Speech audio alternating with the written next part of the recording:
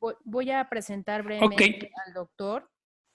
Bienvenidos todos. Estamos iniciando este cuarto y último módulo del año, que es el módulo de obesidad, uno de los módulos más relevantes, dada pues el aumento en la prevalencia de este padecimiento a nivel mundial y en particular en nuestro país, y que además es un principal detonador de la mayor parte de las enfermedades crónicas no transmisibles que estamos viendo en este curso, como es diabetes, dislipidemias, etcétera.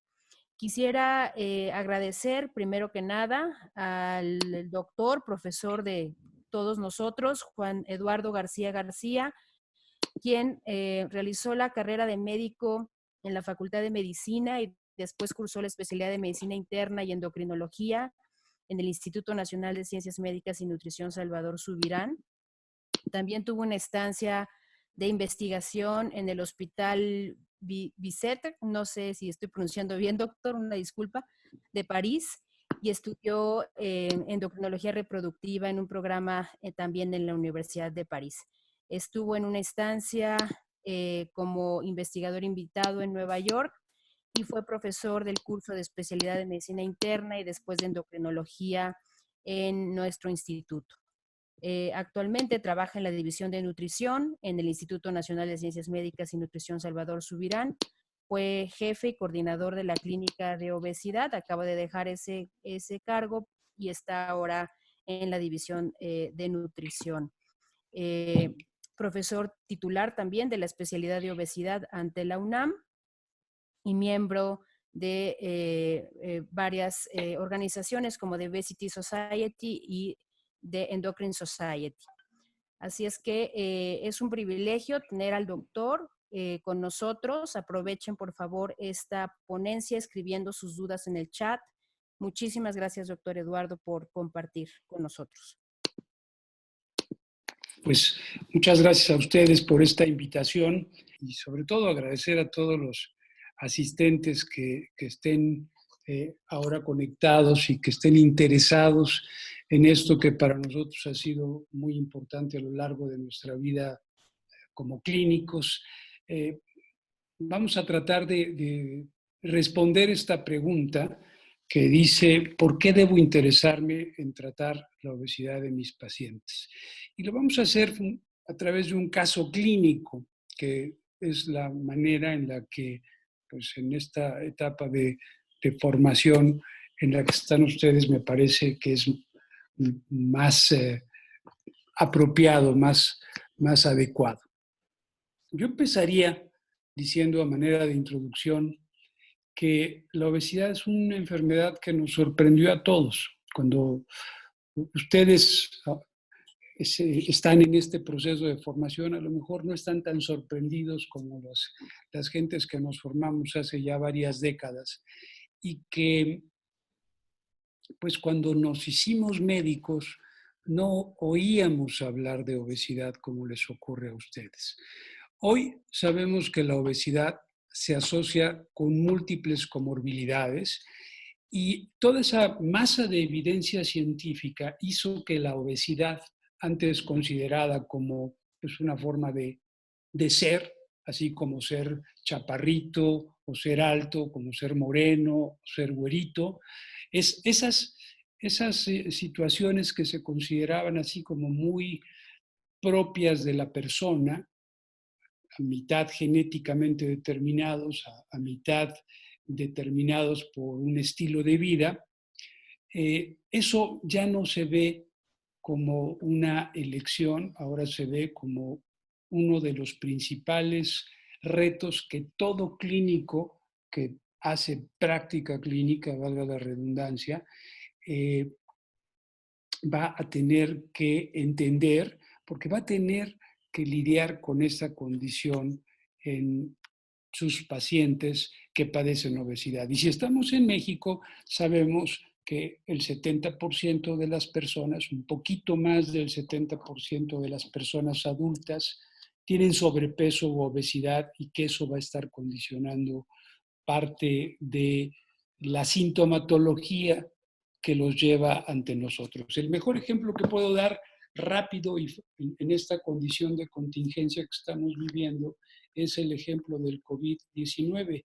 Ya hay una evidencia sólida en las cortes francesas, en las cortes de Nueva York, ya hay una evidencia sólida de que el principal factor de riesgo junto con la edad para que el COVID-19 se complique y acabe en terapia intensiva con soporte ventilatorio y un riesgo elevadísimo de morir es la obesidad, más que ninguna otra condición. Entonces, eso nos lleva a tratar de aproximarnos de una manera más, pues yo diría, más activa en esta condición. En este esquema hacemos énfasis en algo. La obesidad se asocia con múltiples comorbilidades metabólicas, mecánicas y mentales. Y cuando hablamos de lo metabólico, de pronto nos aparece este esquema en donde pues hay una serie de patologías que todo el mundo asociamos rápida y fácilmente con la obesidad, tales como la dislipidemia, como la hipertensión, como la falla cardíaca congestiva. Tenemos los problemas metabólicos que también son fáciles es fácil pensar en ellos, diabetes, prediabetes obviamente, pero hay otras situaciones en las que pensamos menos. Gota, trombosis, asma, enfermedad hepática no alcohólica, litiasis vesicular, infertilidad. Y en las últimas décadas tenemos al cáncer como a los problemas neoplásicos como una situación que nos preocupa porque las personas que padecen obesidad tienen una un mayor riesgo de desarrollar algunas neoplasias muy en particular. Y desafortunadamente algunas de estas neoplasias son de las más frecuentes. Por ejemplo, en el caso de la mujer, pues el cáncer de mama sí se ha visto asociado tiene un mayor riesgo en las personas que padecen obesidad. O mejor dicho, las personas que padecen obesidad tienen un mayor riesgo de desarrollar cáncer de mama y cáncer de colon en ambos sexos y el cáncer de próstata en el hombre. En fin, tenemos que pensar cuando vemos una persona que padece obesidad en todas estas condiciones que pueden además estar muy ocultas en las personas que padecen obesidad porque su misma obesidad hace difícil hacer la aproximación en la exploración clínica a detectar lo que un buen clínico puede detectar, una lesión en la mama, una lesión en próstata, son más difíciles de diagnosticar porque es más difícil hacer una buena exploración clínica en las personas que tienen una obesidad significativa, un índice de masa corporal por arriba de 40. Las alteraciones mecánicas pues son muy obvias y son en buena medida las que le confieren esta fragilidad importante frente a los problemas respiratorios a las personas que padecen obesidad, porque el problema ventilatorio de las personas con obesidad es por todos nosotros bien conocido. Como una situación difícil de que el paciente haga consciente, tenemos a la apnea del sueño, esta situación que es muy común en las personas que padecen obesidad, que son grandes roncadores. Ellos piensan que roncar pues, es una forma también de dormir, que así son ellos, que es un carácter propio y nada más, y en realidad es un asunto pues, con muchas repercusiones cardiovasculares, cardiopulmonares, como todos ustedes saben por ahí. El dolor lumbar, la incontinencia, la artrosis y en general una función física limitada, una serie de actividades físicas que las personas que padecen obesidad no pueden hacer en muchas ocasiones. Y cuando nos vamos a la tercera M, a la de las situaciones mentales, pues nos metemos también en una situación bien complicada para el clínico. Las personas que padecen obesidad, cuando son evaluadas como grupo, tienen una mayor prevalencia de depresión, de ansiedad. Y entonces esto da al traste con toda posibilidad de tratamiento, porque ustedes saben que no hay mucha adherencia terapéutica cuando la gente tiene depresión, cuando tiene ansiedad. Entonces, esto se engancha perfectamente bien, se colude con la dificultad de que el paciente haga un tratamiento en el que se incluyan cambios en el estilo de vida, cambios en las conductas alimentarias específicamente. Entonces tenemos este panorama que de entrada, pues yo no sé cómo lo vean ustedes, pero luce como muy aterrador. O sea, es un reto para el clínico. Entra una persona que padece obesidad y más allá de que traiga diarrea o que tenga un problema de vías respiratorias común, yo, clínico, tendría que visualizar, hacer una búsqueda intencionada de todas estas condiciones que les acabo de describir. Entonces, ahí surge esta pregunta, ¿qué es lo que está pasando hoy en todos los consultorios del mundo? ¿Quién hace el diagnóstico y tratamiento de todo esto? ¿Qué médico le dedica el tiempo a evaluar de manera integral a sus pacientes? Y lo que yo quiero mostrarles a través de un caso clínico es cómo el abordar el problema de la obesidad, el cómo volverse un clínico eh, inquieto, interesado en los pacientes, puede repercutir de manera muy favorable en los pacientes. Y quiero a través de este caso clínico enfatizar el hecho de que un buen clínico puede hacer mucho por sus pacientes que padecen obesidad, que no se trata de un problema estético, sino que se trata de un problema de salud de nuestros pacientes. Entonces, un clínico que sí se interesa en la obesidad puede hacer mucho más allá de lograr lograr de que el paciente pierda peso. Es muy común escuchar en el día a día, en los pasillos de los hospitales, los comentarios de los colegas no especialistas en el tema de obesidad, que dicen, bueno, pues es un paciente obeso, no va a hacer nada, no tienen remedio. Tenemos que desterrar de una vez por todas y para siempre esas ideas de nuestra cabeza, de nuestra manera de pensar la medicina, porque de lo contrario vamos a hacer muchas malas prácticas por omisión. Me voy a permitir leer el caso prácticamente en su totalidad. Eva es una mujer de 49 años que quiere perder peso. ¿Quién que tiene sobrepeso no quiere perder peso? Y dice ya, como le hemos enseñado los médicos, que quiere perder peso porque pues, es bueno para su salud. Es madre de 3 hijos, 2 de ellos viven con ella, se encuentra divorciada y se dedica a venta de bienes raíces.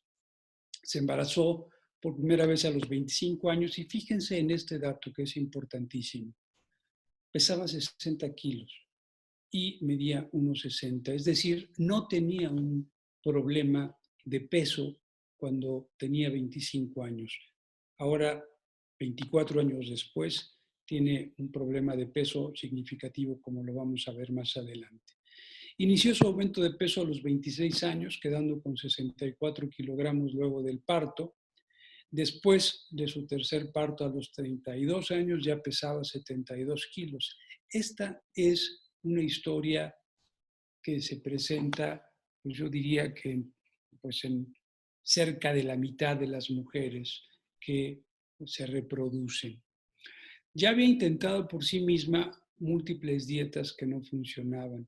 Entonces empieza a ver a nutriólogos y médicos y toma tabletas para bajar de peso, de esas que sabemos que no debe de tomar nadie porque se las vendía su doctor, que no era una gente que estaba respondiendo a los principios éticos de la práctica de la medicina, porque sabemos que nosotros los médicos no debemos vender medicamentos por razones obvias, entra en conflicto de interés y porque además estos medicamentos mágicos para bajar de peso no son más que una tomadura de pelo.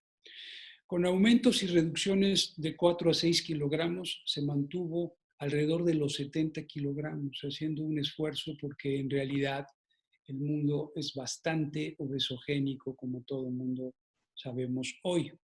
Y aquí aparece esta situación. ¿Qué hago yo con esta paciente?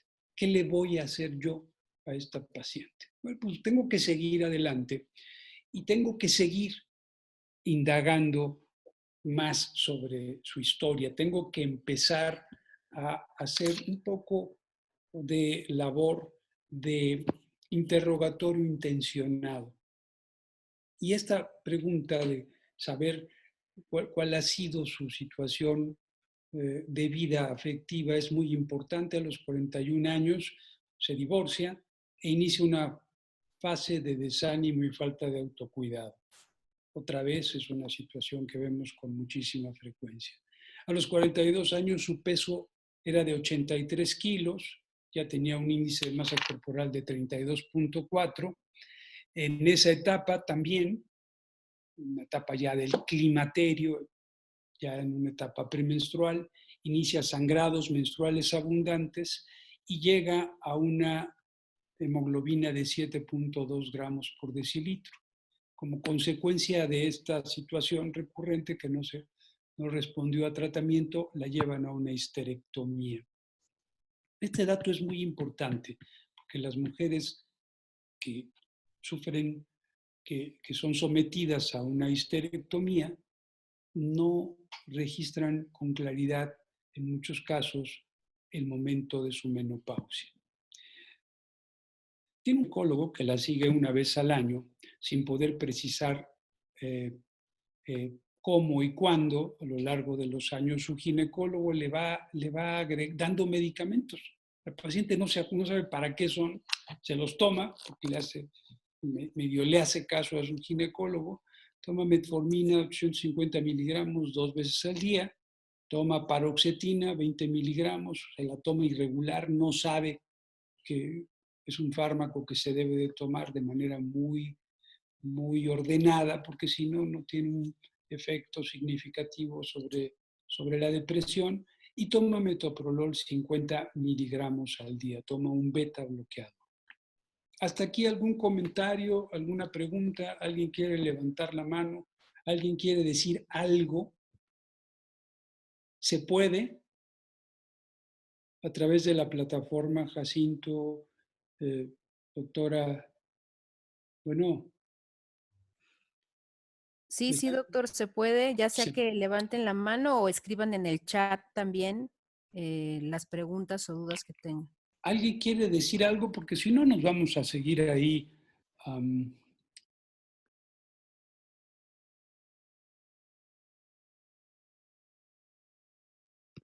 ¿Alguna preguntilla por ahí? Ir Pregunta contestando. el médico pasante, eh, le pregunta si había alteraciones del sueño, si había estado controlada de sus problemas metabólicos, supongo. Básicamente esas dos preguntas, si había alteraciones del sueño y si ha estado controlada. Bueno, yo creo que Dice son Fer Rodríguez. dos preguntas realmente muy importantes. De alguna manera las vamos a responder más adelante, pero a mí me encanta este tipo de planteamientos porque lo que nos deja bien en claro es que los clínicos sabemos qué es lo que tenemos que hacer médicamente. Y cuando la gente joven hace preguntas así, queda claro que su formación es correcta. Y aquí tengo que decir algo bastante penoso. 10 años después de egresados, muchos médicos ya no se acuerdan que tenían que preguntar eso que el doctor, ¿me recuerda su nombre, Ivette, por favor? Es que, doctor Cerero. que el doctor Cerero acaba de preguntar. Esa es la pregunta que se tenía que hacer, entre otras muchas preguntas, a alguien que esté interesado en sus pacientes. ¿Alguna otra pregunta, Ivette? Preguntan si se ha realizado perfil tiroideo. Fer Rodríguez. Ok. Simón Arias dice que le gustaría ver la química sanguínea para saber si no tiene prediabetes o diabetes. Ajá. Eh, el médico pasante Manuel Arias preguntaría sobre datos de salud mental posterior al divorcio o al aumento exponencial de peso. Y Cerero menciona el motivo del divorcio, si hubo alguna situación de violencia. Bueno, otra vez vuelvo a decir, la gente joven siempre está atenta. A ver, aquí yo tendría que decir varias cosas.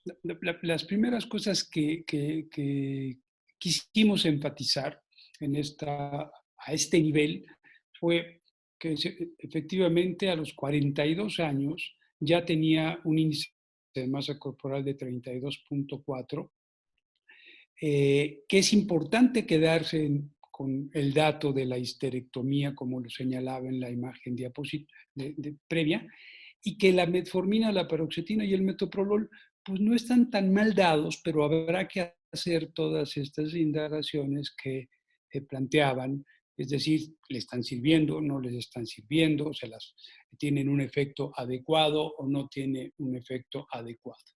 Déjenme avanzar un poco en el caso, se van a ir respondiendo muchas de las cosas que ustedes preguntaron. Se siente cansada todo el tiempo, de tantas dietas ya no sabe ni qué comer, pero afirma que come muy poco. Esta parte es muy interesante porque muchas gentes que han hecho muchas dietas acaban comiendo poco, ciertamente, menos que otras personas, pero no necesariamente bien, eso lo vamos a ver más adelante. Duerme mal, alguien preguntaba por ahí sobre su sueño, y tiene bochornos. Acuérdense que ya tiene 49 años de edad. Y acuérdense que no sabemos si está en menopausia porque tiene histerectomía. Ronca tan fuerte que sus hijos le escuchan desde fuera de su habitación. No tiene tiempo de hacer ejercicio, esto por cuestiones de trabajo. Además, esto es lo más importante, le duelen las rodillas y le duele la espalda. Cuando vemos sus exámenes, tiene una glucosa de 104. No sabemos si se está tomando bien o no la metformina, pero tiene una glucosa anormal y tiene una hemoglobina glucosilada también, que no es perfecta, que tiene 5.8% de hemoglobina glucosilada. Los lípidos no son los mejores del mundo, triglicéridos un poquito altos, colesterol difícil de evaluar porque no hay colesterol HDL, y tiene por ahí las ALT y AST también yéndose un poco hacia arriba. Alguien preguntaba sobre el perfil tiroideo, y sí, tiene un perfil tiroideo que es normal, y cuando se hace la nueva evaluación física, la que estamos haciendo nosotros ahora a los 49 años de edad, resulta que tiene una presión arterial en límite 125/85, tiene un peso de 91 kilogramos con un IMC de 35.54 porque mide 1,60. El resto de la exploración es normal, es esencialmente normal. Y tiene quejas, es el típico paciente, la típica paciente que tiene muchas quejas porque tiene muchas cosas. Y que muchos médicos dicen, pues usted ni tiene nada, hombre, o sea, váyase porque yo estoy acostumbrado a ver cosas realmente importantes.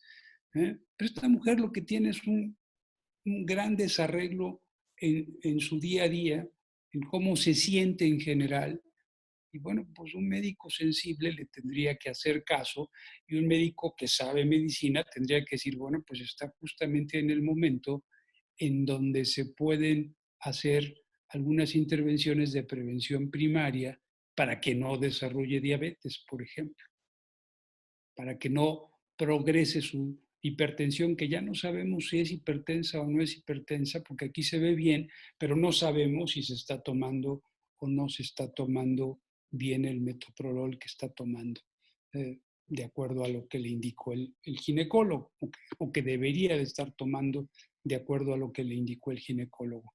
Y aquí enfatizo con letras rojas, pues todos los datos positivos que tiene esta mujer, que fueron un poco los que veníamos platicando. Y entonces, en la primera visita, el médico que la está atendiendo hace un planteamiento de los siguientes diagnósticos. Dice que tiene una obesidad grado 2, si recordamos, tiene un índice de masa corporal arriba de 35, abajo de 40, entonces eso da para una obesidad grado 2. En la clasificación de Edmonton, que vamos a ver un poquito más adelante, que a lo mejor ustedes ya la conocen porque le hemos venido platicando en cursos previos. Y Beth, aquí una pregunta. Las presentaciones que hicimos en alguna otra ocasión, ¿ya las conocen todos ellos? Así es, doctor. Ellos Entonces, tienen la indicación de una semana antes de esta sesión. mm, Pueden mm, revisar todo el material. Digo, yo espero que sí lo hayan entonces visto, a lo mejor, pero todo el material. a lo mejor ya sabemos lo que es la clasificación de Edmonton. Todas las enfermedades requieren de ser clasificadas. Esta no es la excepción. La obesidad requiere de ser clasificada más allá de obesidad grado 1, 2 y 3. Y ahora utilizamos en el mundo esta clasificación, que es la clasificación de Edmonton, que vamos a abordar un poquito más adelante. Espero que ya la hayan por ahí revisado porque sería muy, muy pertinente. Entonces, lo que tiene esta mujer es hipertensión arterial que parece estar controlada con lo que está haciendo, intolerancia a los carbohidratos y tiene depresión bajo tratamiento porque está tomando paroxetina, bien o mal, está tomando eso. Entonces, la primera impresión clínica que tiene quien la está mirando. Le solicita un estudio simplificado de sueño porque es una roncadora importante y quiere ver si tiene apnea. Estos estudios son difíciles de realizar en muchos ámbitos. Si está uno en el servicio social, desde luego que no va a hacer eso, pero sí tiene que sospechar que hay por ahí un problema y a lo mejor sin angustiarnos mucho, porque a veces nos angustiamos demasiado, sin angustiarnos mucho, tendríamos que decir, bueno, esto debe de mejorar si el paciente pierde peso y sí puede ser un argumento, sin tener la certeza diagnóstica de que el paciente padezca un trastorno del sueño específico. eh, ya el hecho de ser roncador lo sugiere y no es el momento. Más adelante se verá en algunas de las siguientes presentaciones. Hay formas clínicas de aproximarse al trastorno de sueño sin tener que recurrir a estudios sofisticados. El médico que le está viendo sabe lo que hace y le indica un automonitoreo de alimentos y de estado emocional durante 3 días. ¿Qué es esto? Bueno, pues pedirle a los pacientes que anoten lo que desayunan, lo que comen, lo que cenan, que lo describan lo mejor posible, porque si yo digo que comí pollo y arroz, pues me puedo haber comido un pollo o me puedo haber comido una pieza del pollo. El pollo puede estar frito o puede estar hervido y con un contenido en consecuencia calórico mucho más bajo. Le pido que describa bien lo que desayuna, lo que come y lo que cena.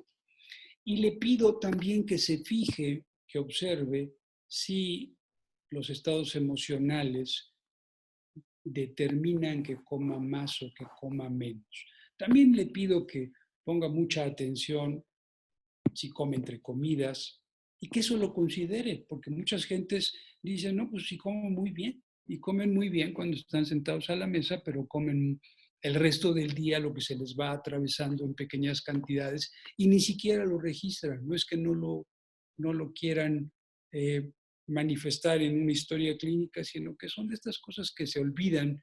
Yo no sé si ustedes se acuerdan lo que comieron hace 15 días y exactamente en la totalidad del día. Yo no creo que nadie se acuerde.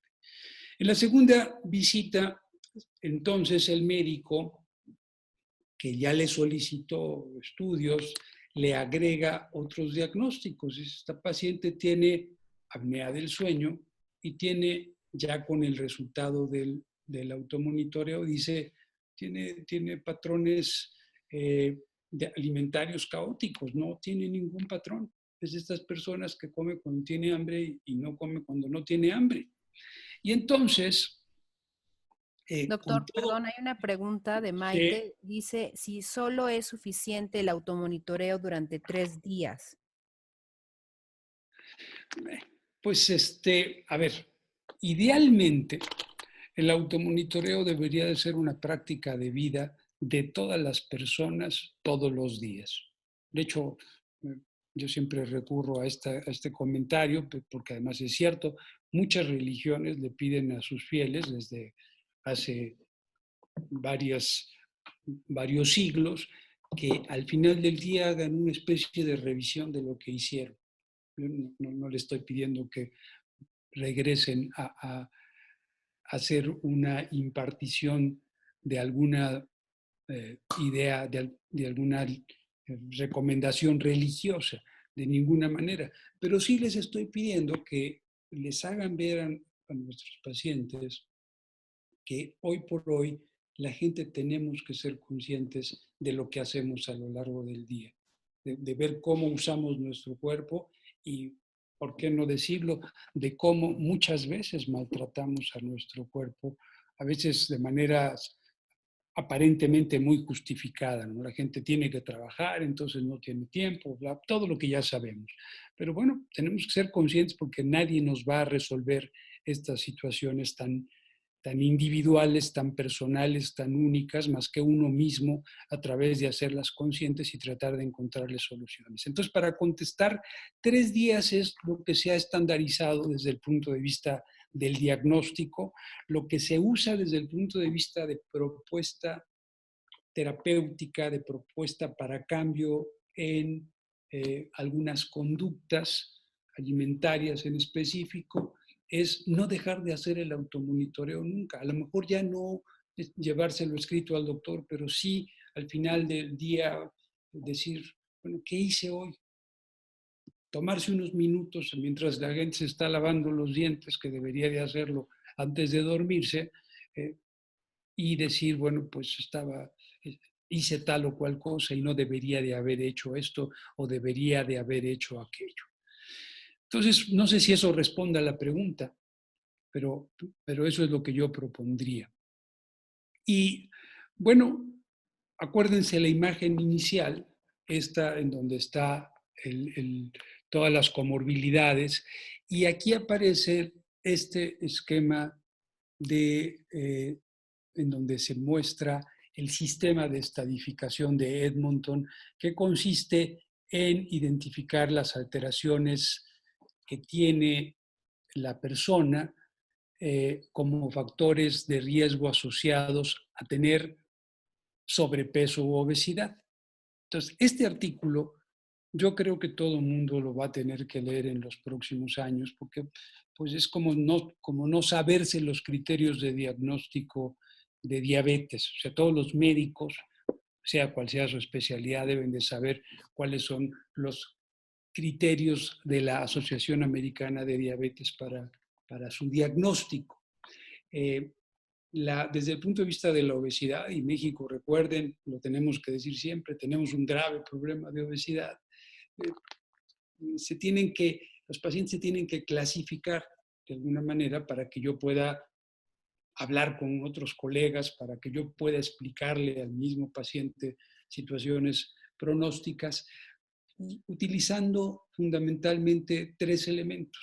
Los factores de riesgo metabólicos, concretamente presión, lípidos y glucosa, la psicopatología y la limitación funcional o alteración del bienestar.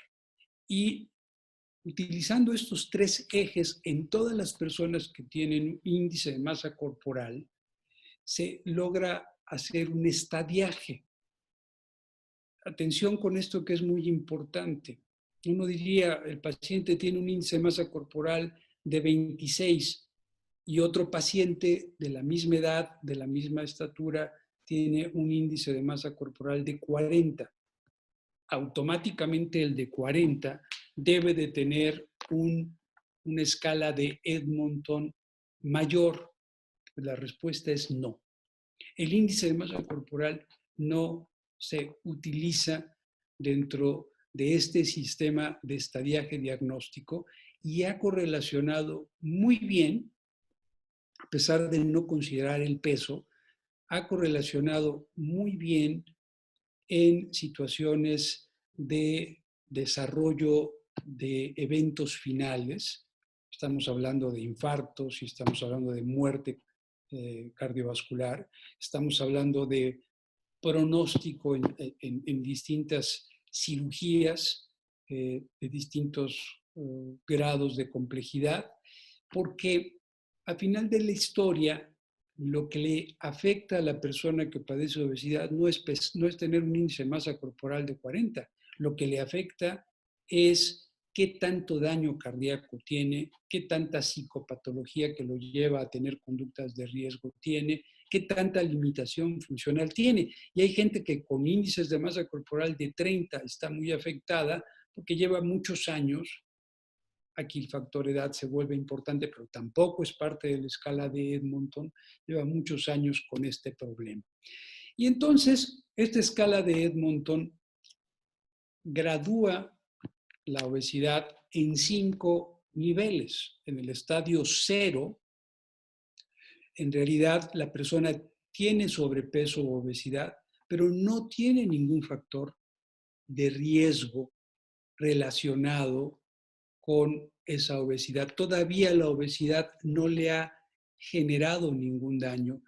Y estos pacientes son muy complicados en el sentido de que tienen un problema serio, pero tienen 30 años de edad, una gran inconsciencia de enfermedad y no tienen la visión de que eso en 10 años le va a empezar a condicionar problemas. En estos pacientes tenemos que ser muy persuasivos, los tenemos que convencer de que tienen que hacer algo, porque ahorita no tienen problemas, pero los van a tener. Y en la graduación del sistema de Edmonton va aumentando gradualmente.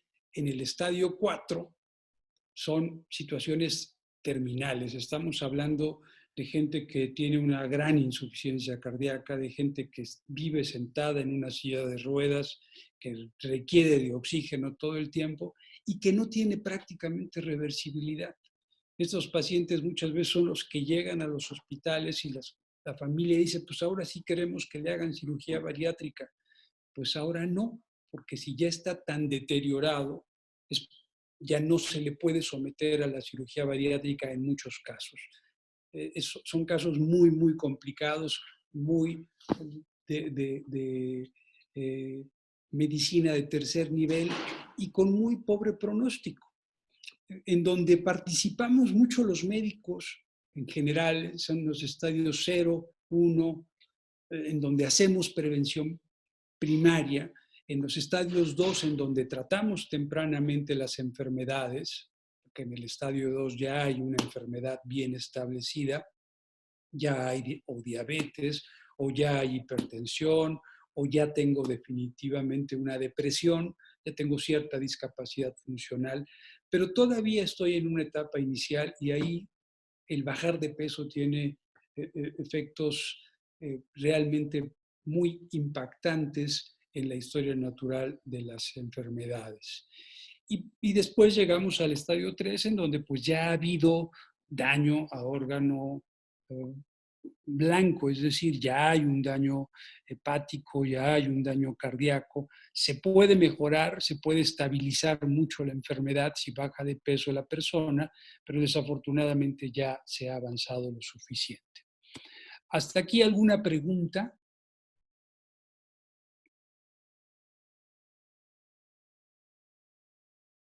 ¿Me escuchan? ¿Ivette? Sí, sí, doctor. No, Pues no hay preguntas. ha habido, no, pues básicamente ha habido varios comentarios sobre toda la presentación, sobre si es necesario enviar a esta paciente a una terapia psicológica. Ya hizo usted mención de esto, que no importa, dice Janet, que no importa la cantidad de lo que coma, sino en realidad la calidad de los alimentos, y por eso no ve beneficios. Alguien pregunta si tiene poliglobulia por SAOS, si será prudente referirla a la psicóloga. Básicamente son esas preguntas. Déjenme avanzar porque vamos un poco cargados en el tiempo. Voy a acabar a tiempo, no se espanten, no se vayan a ir porque tenemos que llegar al final todos. Entonces, vean lo que acaba ocurriendo. Hay una graduación muy clara de qué tan enfermo está el paciente. Y esto nos da mucho más información que solo el índice de masa corporal.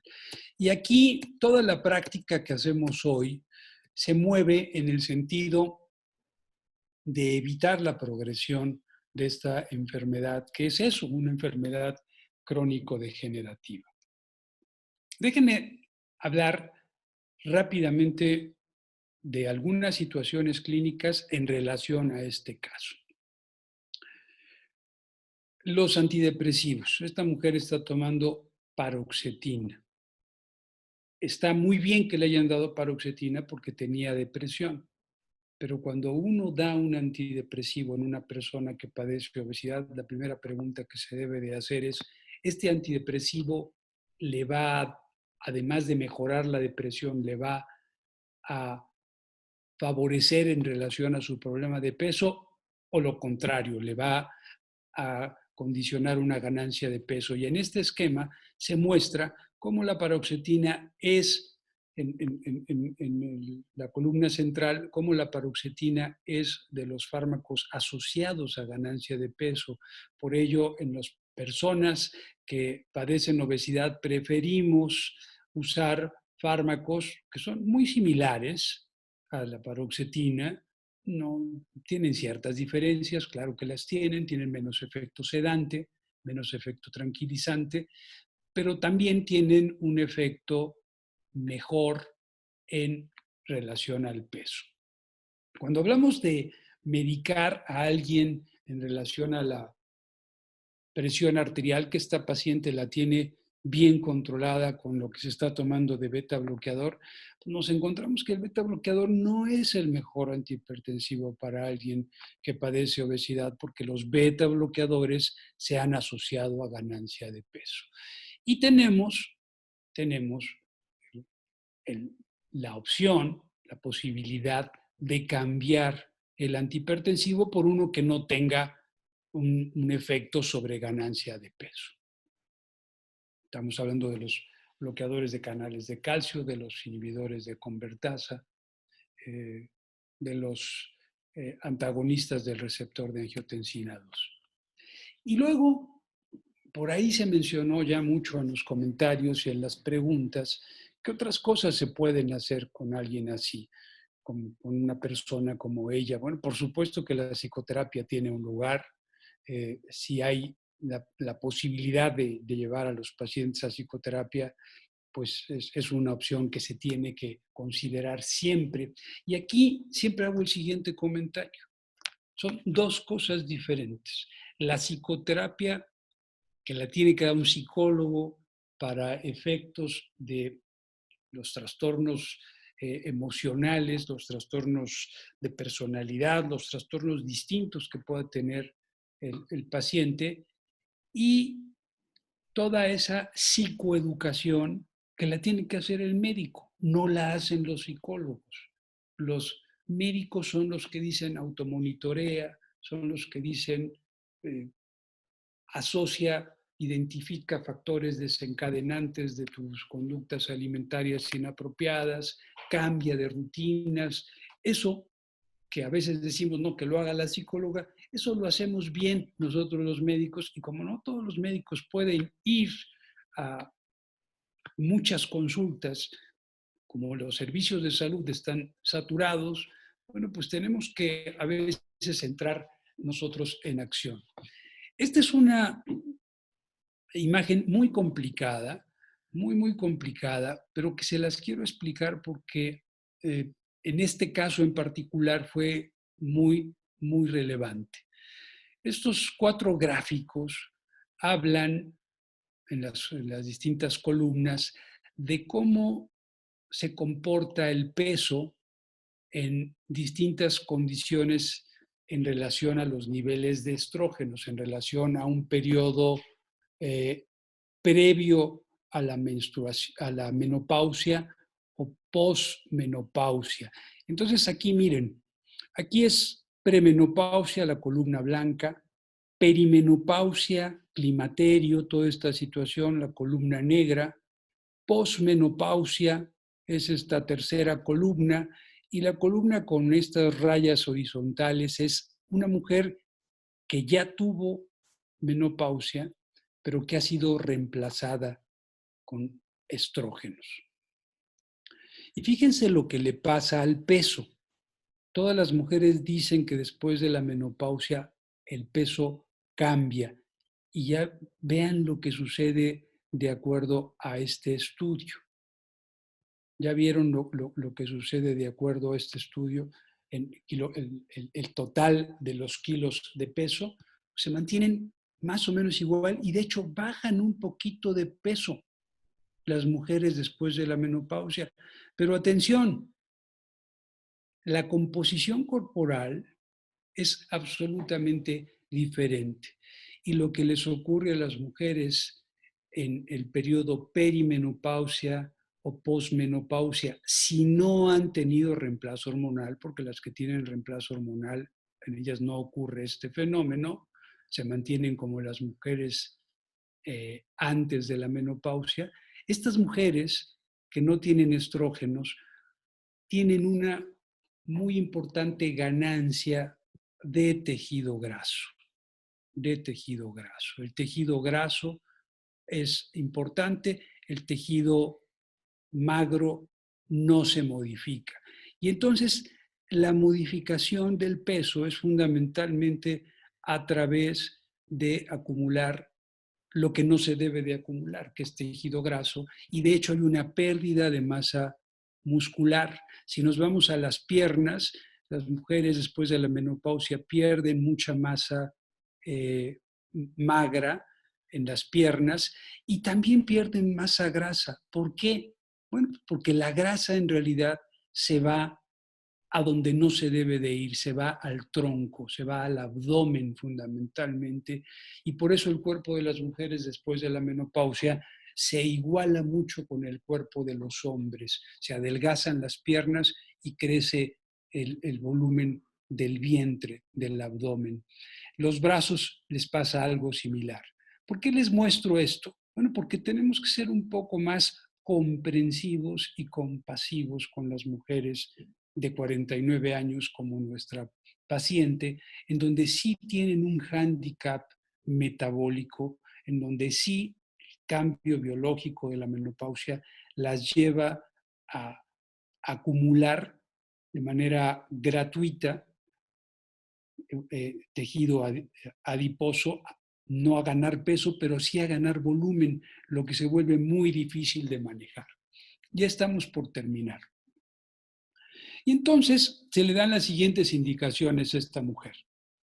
Se le da una dieta de 1.200 calorías con 2 reemplazos de alimentos. Todo el mundo sabe lo que son los reemplazos de alimentos. Se le dan al inicio 1.200 calorías en donde no desayuna y no cena a la paciente, sino se le da una lata de estas que tiene 250 calorías. No estoy hablando de productos milagro, estoy hablando de productos serios que se usan hoy en todo el mundo en la medicina seria, que son preparados que no tienen nada mágico, no hacen que la gente queme grasa, simplemente estandarizan y dan 250 calorías de muy buen valor nutricional en el desayuno y en la cena. Y no son tan caras y no las venden en programas mágicos, la venden en las farmacias. Un médico toma su blog de recetas y las prescribe.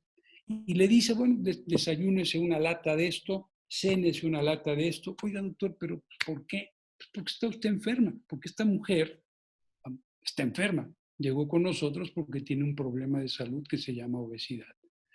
Entonces, se le prescribe esta dieta, se le cambia la paroxetina por sertralina, por lo que platicábamos antes, se le cambia el beta bloqueador por enalapril para evitar que tenga esta resistencia a perder peso, se le indica un programa de ejercicio, caminar nada más, no puede hacer nada violento por su rodilla, se le inicia CPAP y se le puede dar un fármaco. Hoy hay fármacos, son difíciles, son caros, todavía no están disponibles, pero ustedes son el futuro y dentro de 10 años vamos a estar usando fármacos todos los días, todo el tiempo.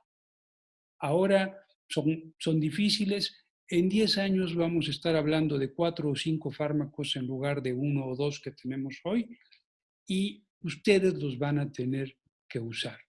Se cita cada 15 días con la nutrióloga y cada 30 días con el médico. Hay que ver estos pacientes frecuentemente, no como se hace en la medicina privada con intereses exclusivamente lucrativos para cobrar la consulta, sino porque se necesita de reforzar conductas, se necesita de darles contención. Y no olvidar una cosa, sí les tenemos que decir a los pacientes la verdad, la obesidad no se cura, pero se puede controlar y mejorar de manera muy significativa la calidad de vida del paciente. A los pacientes diabéticos nadie les dice te voy a curar, a los pacientes hipertensos nadie les dice te voy a curar, todo el mundo le decimos, lo voy a tener que controlar su presión arterial, venga a verme en 2 meses tomándose este medicamento. Es igualitito con la obesidad. ¿Preguntas o comentarios que hayan surgido hasta el momento? Fer Rodríguez pregunta, ¿en cuánto tiempo se recomiendan nuevos estudios de laboratorio? Pues aquí es muy importante lo siguiente, con nuevos estudios de laboratorio no vamos a obtener grandes resultados si no hay un cambio significativo en el peso, ¿no es cierto? Entonces aquí, en el ánimo de bien administrar los recursos, pues tendríamos que tener muy claro que no es muy buena idea nada más pedir exámenes por pedir exámenes. Creo que una de las grandes cosas que tenemos que aprender en el tratamiento de las personas que tienen problemas metabólicos como esta mujer, pero que además padecen obesidad, es que sí tenemos que hacerle mucho caso a la respuesta terapéutica del problema de peso. Si alguien no está bajando peso, pues es muy poco probable que esté mejorando de manera significativa en lo metabólico. Y pedir exámenes, pues a lo mejor vamos a seguir viendo lo mismo. Yo ahí les enfatizo mucho a todas las gentes con las que converso sobre el tema de esta situación. A esta paciente, de hecho, no se le pidieron exámenes. En la clínica de obesidad del Instituto Nacional de Nutrición les pedimos a los pacientes exámenes cuando llegan, una batería muy completa de exámenes cuando llegan, y a la semana 20 los repetimos. No los repetimos a los 15 días o al mes o a los 2 meses. No los repetimos de rutina. Podemos repetir un examen si algo estaba muy mal. Si su biometría hemática dice que tiene algo horrible, pues sí quiero ver que las plaquetas no sigan bajando, a lo mejor se la pido en 15 días, ¿no? Pero de rutina no les pedimos nada. Mientras estén bajando peso, asumimos que van mejor. Esta paciente a los 3 meses de seguimiento ha perdido 6.2 kilos, se siente mejor, continúa con intensos bochornos que le impiden dormir adecuadamente. Entonces la ve el ginecólogo, le hace una mamografía, lo discutimos y esta mujer que no tenía útero, le damos estrógenos transdérmicos. Y los estrógenos transdérmicos obviamente le mejoran la calidad de vida. Esto se puede discutir, es una cosa un poco especializada de la endocrinología de la reproducción, pero es una situación real que hoy por hoy los estrógenos se están usando cada vez más en la menopausia, particularmente cuando se usan estrógenos solos, porque muy recientemente se ha obtenido evidencia de su seguridad. Se le sigue mensualmente por su médico y cada 15 días por su nutrióloga hasta los 6 meses. Un año después ha perdido 14.1 kilos, pesa 76.9, no es delgada, no es flaca, ¿sí? De ninguna manera. Ya tiene un índice de masa corporal de 30, sigue teniendo una obesidad, pero está activa, duerme bien, ya pudo suspender el CPAP y dejó de tener el ronquido patológico que tenía. Y su comentario es, pues estoy mucho mejor y voy a tratar de quedarme así. Y esto es como tener un paciente con hipertensión o un paciente con diabetes, lo decía hace un rato, controlados. Se pueden quedar así mucho tiempo y eso es lo que tratamos de hacer con los pacientes que vemos. Y si lo pensamos un momento, cuando logramos este tipo de abordajes de la obesidad, estamos teniendo impacto pues, en muchos rubros metabólicos, emocionales y del orden de la funcionalidad. Eso es lo que yo quería compartir con ustedes. No sé si tengamos tiempo o ya estamos sobre el mismo y que espera de todas maneras de sus preguntas, ya sea ahora mismo o más adelante por escrito. Muchas gracias por su atención.